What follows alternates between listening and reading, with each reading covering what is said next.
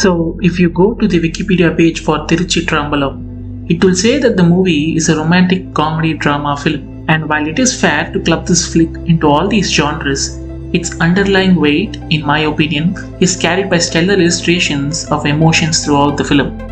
But you can always ask, every movie in such genres uses emotions to tell a story. Why is this any different? Well, the movie employs perspective very well to perpetuate every character's feeling onto another character naturally.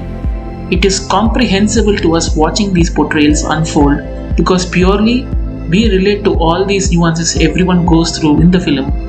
It is just natural, just free flowing, and not dumbed down by the rigid tropes of drama we have become accustomed to.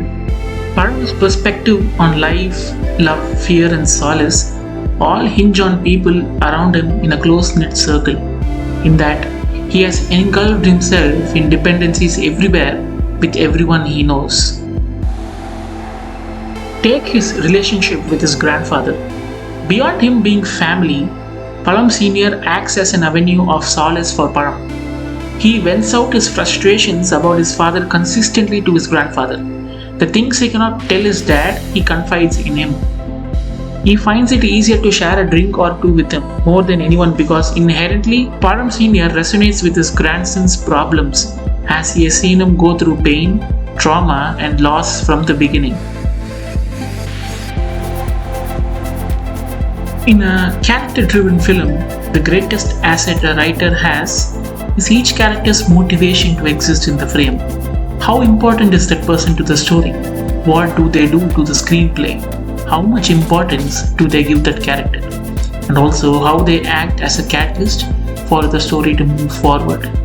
Bharatiraja's role was fleshed out so wonderfully well that it addresses everything I just mentioned and elevates the entire first half of the movie to great effect. The film also diligently orchestrates a lovely bond between a grandson and a grandparent. You see, when a person gets older, they always become more subdued in their behavior, both physically and emotionally.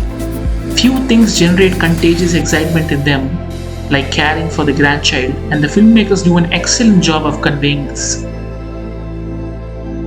Param Sr. always engages in conversation with Param in dire occasions. He talks about bills with him, he talks responsibilities with him.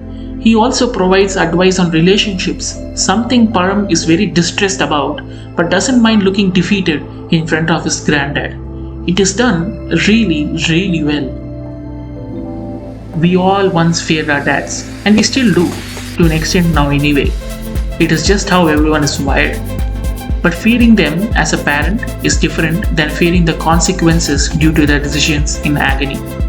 The pain Param supposedly experiences due to his father, in his perspective, causes anxiety, sure, but more implicitly, fear of any mental or physical battles.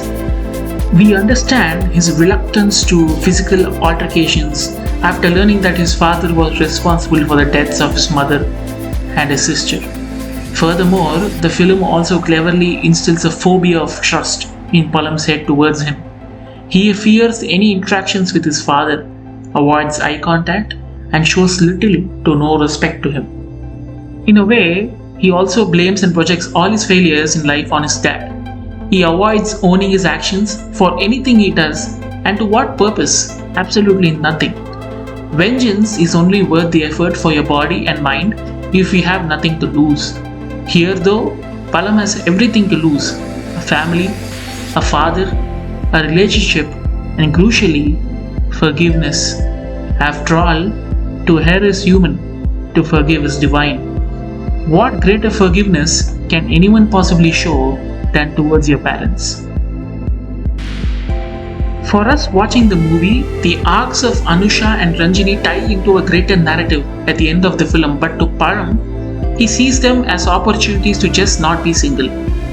Not to be in love, I'll get to that, but just not to be single. Mithran R Jawahar astutely shows how Param's perspective of love is severely flawed and is completely baseless. Param becomes captivated with Anusha when he sees her after years, despite knowing she is out of his league. Anusha also makes approaches, but they are never meaningful, which he blissfully ignores. The irony is certainly not lost here because in an earlier conversation, he tells her that her world is different from his, and the correlation between age and the way one lives a life is disjointed. But yet, he chases after her, knowing that there's no connection between them at all. Later, she concedes that while she did flirt with him, she never meant to lead him on, to which Palam is shocked, but in reality, he knew it all along in the back of his mind. It is just that his perspective towards her was blinded by false expectations to a bond that really never existed. The phase with Ranjani is even more nuanced. In this scenario, while the expectations are realistic and attainable, the initial baseline for propagating a relationship was never present. She does see eye to eye with him, she smiles at him, and she acknowledges his friendly efforts to talk with her, but that is just about it. She does not put any additional effort to be much more than an acquaintance with him, and she is very clear on what Palam is to her. So, when he asks for a number while leaving to be in touch with her, she simply responds with, "Why should we be in touch?"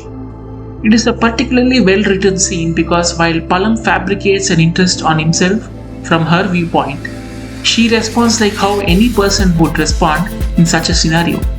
It is the realism that drives home the dagger to his heart.